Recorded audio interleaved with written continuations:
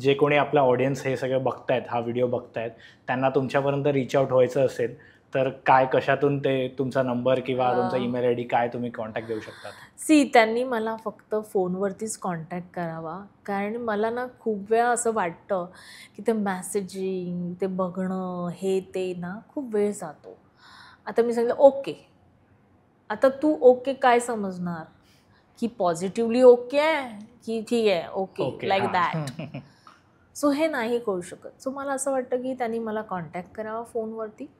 Phone number घ्या. मी कधीही phone उचलते, मीटिंगमध्ये असेल किंवा काही असेल तर तेव्हा सायलेंट मोडवरती असतो, पण नंतर माझा कॉलबॅक नक्कीच होतो. त्यांच्या प्रश्नांची उत्तरं द्यायचा पूर्ण मी प्रयत्न करते. सॅटिस्फॅक्शन लेवलवरती जाण्याचा मी प्रयत्न करते. आणि काउन्सिलिंग ह्याच्यामध्ये पण आपण कामं करतो. कारण की खूप लोकं ना आजकाल डिप्रेशनमध्ये आहेत किंवा काही आहेत. तर त्यांना असं वाटतं कुठेतरी की आपण कुठेतरी आपलं मन हलकं करावं. आणि हे सगळ्यांनाच वाटतं. म्हणजे इव्हन हजबंड वाईफ असेल ना तरी हजबंड वाईफशी तेवढं कम्फर्टेबली नाही बोलत किंवा वाईफ हजबंडशी नाही तेवढं ओपन बोलू शकत. मग काय होतं की आपण आपल्या फॅमिलीजमध्ये बोललं की अरे हिचा नवरा असा, अरे ह्याची बायको अशी. म्हणजे ही गणितं, हे सगळे पिक्चर सीन तयार होतात. सो आपल्याला म्हणजे मी तसं पण एक ठेवलं आहे की मी काउन्सिलिंग पण करेन. या तुम्ही बोला. कधी-कधी ना छोट्या-छोट्या गोष्टीमधून मी सांगते पण, तुम्हाला काय प्रॉब्लेम होतो ना, घ्या पेपर पेन. त्या व्यक्तीचं नाव लिहा. त्या व्यक्तीबद्दल तुम्हाला काय वाटतं लिहून काढा. आणि पाहिजे तर बर्न करा तो. खूप हलकं होतं. पण कधी-कधी कसं होतं ना, की लिहिता येत नाही लोकांना किंवा ते नाही समजत. कोणी वाचलं तर हा फिअर असतो किंवा कोणाशी बोललं तर एक उत्तराची अपेक्षा असते. आता पेपरवरती मी लिहिलं तर उत्तर कुठून येणार? मग ते पाहिजे असेल तर वेलकम. आपण उत्तरं देऊ किंवा खूपसे आपल्या ह्याच्यामध्ये म्हणजे माझ्या स्टोरीमध्ये जर तुला सांगेल, की एक लेडी होती, तिला ॲक्सिडेंट झाला आणि तिचं ब्रेनचं ऑपरेशन झालं. 12 वर्षांनी ती माझ्या समोर आली. नेहमी मला अशी बघायची रागाने. तर एकदा म्हटलं विचारते या बाईला, अननोन बाई होती. म्हणलं, "नक्की तुम्हाला माझा काय प्रॉब्लेम आहे, की तुम्ही मला रागाने बघता? म्हणजे काही प्रॉब्लेम असेल तर सांगा, मी सॉल्व्ह करते." मग त्याच्या बाजूला बरोबर जी होती ना, ती म्हणते, "हो नाही मॅडम, ह्यांचा प्रॉब्लेम काही नाही. ह्यांचं ब्रेनचं ऑपरेशन झालं ना, ह्या बाईला ना असं आवाजाचा त्रास होतो किंवा तिला असं वाटतं मी सुसाईड करावं. म्हणून ना ती घरात एकटी राहत नाही. आमच्याकडे येऊन बसते वगैरे आणि असं." म्हटलं, "अच्छा असा प्रॉब्लेम आहे का?" तर बोलण्याची वृत्ती म्हणून मी म्हटलं, "मी इलाज करू शकते, करू का?" तर ती मला म्हणते, "तुम्ही डॉक्टर आहात का? मग फी तुमची किती असेल?" तर मी म्हटलं, "डॉक्टर सोडा हो, मी तुम्हाला मंत्र देते ना, तुम्ही ते करा." अँड दॅट मंत्र मीन्स स्विच वर्ड. आता त्या व्यक्तीला लिहिता वाचता येत नव्हतं. पण त्या व्यक्तीने ते फॉलो केलं. त्याच्यानंतर तिच्या चेहऱ्यामध्ये 3-4 महिन्यात फरक पडला आणि तिच्या घरातून सांगितलं, "आता घरात भांडणं होत नाही आहेत, तर तू त्यांच्याकडे जा, बस त्यांच्याशी." म्हटलं, "मी कामापुरती असते, माझ्याकडे तेवढा टाईम नाही आहे." पण मला हे एक आनंद वाटला, की ती व्यक्ती तिचं नेचर चेंज झालं, तिचा जो म्हणजे प्रॉब्लेम होता तो सॉल्व्ह झाला आणि त्याच्याचबरोबर त्याच्यामुळे तिची लाईफस्टाईल एवढी चेंज झाली, की तिच्या गावातमध्ये वगैरे बोलतात, "नक्की तू काय केलं?" आणि तिचे मेडिसिन्स कमी झाले.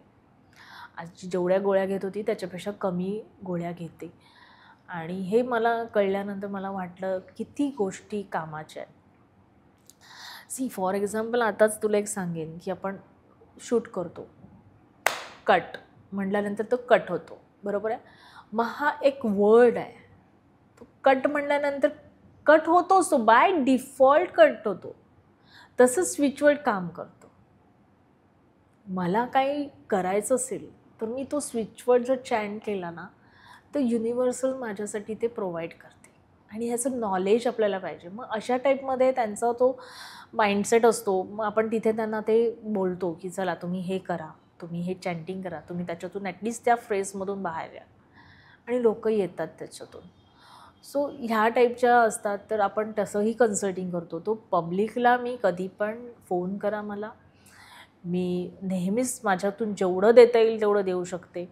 आणि मी माझी एक छोटीशी हे ठेवली आहे पेटी, की कधी पण ना फुकटमध्ये नाही द्यायचं. काही गोष्टी मी तुझ्याशी बोलल्यानंतर ते तिथे तुम्हाला जे टाकायचं ते टाकून जायचं. का टाकायचं? कारण की तुम्ही माझ्याशी कन्सल्ट केलं ना तर तुम्हाला असं वाटणार नाही मी फुकट करून गेलो आणि मलाही वाटणार नाही मी फुकट टाईम दिला. सो हे देवाणघेवाण ना आपल्या राजेशाहीपासून होतं. मोहरा दो, राज्य दे, हे ते देत होते. नंतर सिस्टम आली माझ्याकडे गहू पिकतो तो द्या, तांदूळ पिकतो तो द्या, हा टाईपमध्ये होतं. मग आता काय आहे? आता आपण पैशाची तुलना करतो. पण मी असं नाही मागू शकत की द्या मला 50,000, 10,000, 20,000 नाही मागू शकत. कारण फक्त ते गोष्ट होती. मग तो पैसा मी अशा ठिकाणी यूज करते की माझ्या नावाने पण ते ब्लेसिंग्स होतं, तुमच्या नावाने पण. पण ते आपली गणितं कोण कोणाची मांडू नाही शकत. सो माझा हा सगळा माइंडसेट असं असतो की मला जेवढं पाहिजे तेवढं मी घेणार. बाकीचं आहे ते सोशल. सो तिथे आपण लावतो आणि म्हणूनच मे बी ते 3 एंटरप्रेनर उभे राहिले. कारण त्यांना कधी कोणाला मी फायनान्स हेल्प पण मी केलेली आहे. कळत नकळत तेव्हा मला सॅलरी खूप चांगली होती, मी कमवू शकत होती आणि ब्लेस होती. सो आजही तसंच आहे. तर माझ्याने जेवढं लोकांना देता येईल तेवढं देऊ शकते आणि बिझनेस माइंड सॉलिड आहे माझ्याकडे.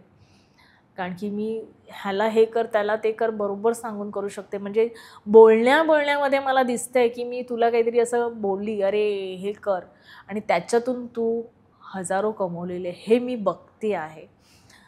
तुम्ही हा व्हिडिओ इथपर्यंत बघितलात म्हणजे हा नक्की व्हिडिओ तुम्हाला आवडला आहे. ह्याचा पूर्ण पॉडकास्ट आपल्या मेन यूट्यूब चॅनलवर आहे ज्याचं नाव आहे वन टेक विथ अनिकेत.